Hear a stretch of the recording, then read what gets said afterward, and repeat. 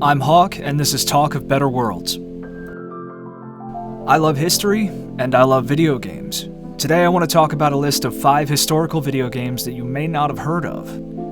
This list is in no particular order. I think they're all really good.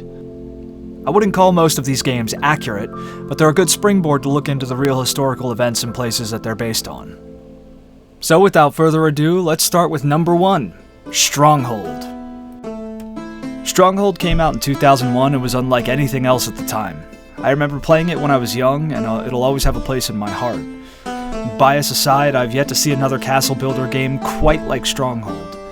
The franchise has had some ups and downs, but the most recent HD re-release of the original game has brought many people back, and it's given the team at Firefly Studios hope for the next game. There are historical battles set at different times and different years, but the main campaign is just kind of the general Middle Ages. The game has multiple game modes, including a campaign with cheesy dialogue and voice acting, and a lot of peaceful or war-focused options. There's no skirmish, unfortunately, but that may be added later, fingers crossed. No matter the game mode you choose, the goal is usually to build up your castle, ensure it's well defended, and manage your economy. You have interesting production chains, too. Each product has a small but interesting list of requirements for it to be created. Each soldier needs a weapon and armor, if they're lucky enough to get armor, and everything is tangible. You see your woodcutters gathering the wood you'll use to make a smithy or iron mine. You see cheesemakers with cows that hopefully aren't diseased. It's really cool to see a functional economy. I wish I knew what that felt like in real life. The music is incredible, and it's been stuck in my head for over 20 years. I wish I was kidding, but I wouldn't give it up for anything else. Stronghold is amazing, and I highly recommend it if you like basic economics and production, castle building, and defense in your games. We move on from castles and lords to the trenches of World War I with number 2, Verdun. Verdun is a game made by Black Mill Games, released in 2015. It's one in a trilogy of games that are online or offline with bots, first-person shooters set in World War I covering all years from 1914 to 1918. Today I want to focus on Verdun, in particular because I believe it's the best in the trilogy. The team at Black Mill Games has done incredible work making a shooter that balances both fun and terrifying realism in a way that we don't often see. The games are all so accurate in everything that they can be without sacrificing good gameplay. Uniforms, weapons, locations, sounds, all have been painstakingly studied and recreated in amazing detail. You could look at real maps of locations fought over in World War I and line them up exactly with the maps in Verdun. The team even worked with the historians over at the Great War channel on YouTube to make sure everything was perfect. This isn't Battlefield 1. Most soldiers are often armed with bolt-action rifles and little else. The main game mode has one team defending their trench and the other assaulting it. Each phase has a time limit, and if the assault fails, the defending team must push onto the trench line of the former assault team. One shot is usually all it takes to wipe someone from the census, and artillery or gas can rain down on you at any time. Teams are made up of small squads that each have their own role to play. The officer can call in the rain, depending on the nation or time period. The other team members can consist of riflemen, a sniper, machine gunners, grenadiers, assault specialists, and more. None of us today can ever truly understand the hell of the trenches in World War I, but Verdun gives us the smallest taste of what those men went through. It can be so realistic at times that it makes me feel almost guilty for playing it. I highly recommend this game if you're at all interested in World War I and the nightmare that it was.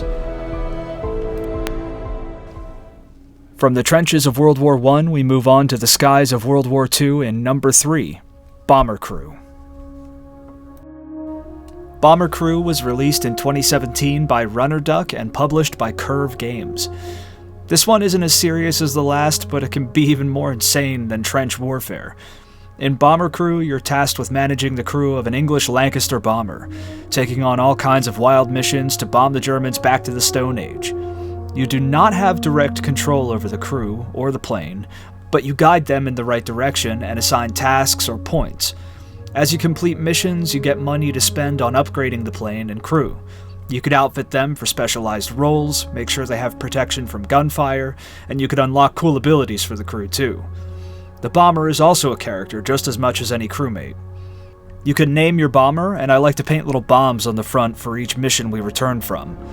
As you grow attached to your crew and playing, you find yourself in increasingly tense situations, hitting bigger targets, flying longer runs, and being ambushed by many, many fighters. Fighters that get better and better as the game goes on. Everything you do in the game is permanent, and this includes the loss of a crew member or worse, the bomber. If a bomber doesn't make it home, the crew may survive if you have parachutes or survival gear and a pigeon to fly home, but the airship is gone for good. The loss of your bomber can be a devastating blow that you have to rebound from. The game also has an American DLC where you get to manage my favorite bomber ever made, the B-17 Flying Fortress, a true thing of beauty. And it really is a fortress with wings and engines. Taking to the skies in one makes it easy to feel almost invincible, but the enemies you fight in this DLC are way tougher than the base game. It plays the same as the base game, but with cool new bombs and features. The only other game I know of like Bomber Crew is Space Crew, also made by Runner Duck and Curve Games. They're unique and both incredibly fun, yet sometimes absurdly frustrating. To me, nothing is more exciting than knowing that if you make a mistake, you can't go back. Bomber Crew is just plain awesome. At number 4, we have Hellish Court. Now, I'm not an expert or anything, but I really love HEMA, historical European martial arts. I watch a ton of HEMA channels here on YouTube, and I like to read a lot about sword fighting through history from all over the world. Each culture had their own unique styles and techniques. Thankfully, many of them survive to this day, or they wrote it all down for us to find later. Hellish Court is a dueling game released in 2021 by Kubald. The game was created with HEMA lovers in mind, as the way the fighters move, attack, and defend looks really, really good. Now, it's not 100% accurate. It can be wonky and janky at times, but it's one of the most accurate sword fighting games I've seen to date. Swords are deadly and cuts really, really hurt. All it takes is 1 or 2 cuts to end a duel, and that's portrayed very well in this game. The controls are simple to learn but incredibly difficult to master, and it can be very rewarding to win a duel. Outside of the whole sword fighting thing, it kind of works like any other fighting game. Learn combo buttons, understand movements, and get good. Only 9.1% of players have won a fight according to Steam as of the writing of this video. Do you have what it takes to win? And finally, at number 5, we have Call of Juarez, Gunslinger. I've played the Call of Juarez franchise since it came out. I was a bit surprised by Gunslinger when it was released in 2013, but it grew on me over time. Gunslinger puts you in the spurs of a gunslinging badass named Silas Greaves, as he recounts the story of his life and some truly unbelievable things he got into. Seriously, he lies a lot. But it makes for a great story. As Silas, you run into real legendary figures like Jesse James and Billy the Kid, among others. Gunslinger is inspired by old Western films, and it has a slick presentation. It's over the top in just the right ways, bloody, and the story is fun to follow. It's a narrative-driven game that is an open world and has set levels, so if it's not your thing, then it may not be for you. The replay value is higher than most games like that, though, because you can do challenges and individual missions.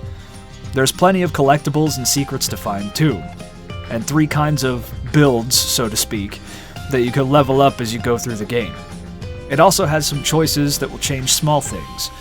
All in all, Call of Juarez is a fun, kinda goofy Western that you get to play instead of watch. It's somewhat of a departure from the other Call of Juarez games, but it's absolutely worth it in my opinion. So that's it. 5 historical video games that I feel are cool depictions, accurate or otherwise, of 5 time periods and events within them. Let us know what you think of these, and if you have any historical video games that you like, let us know down below. Hey, thanks for watching. Give us a like if you enjoyed it, and dislike it if you didn't.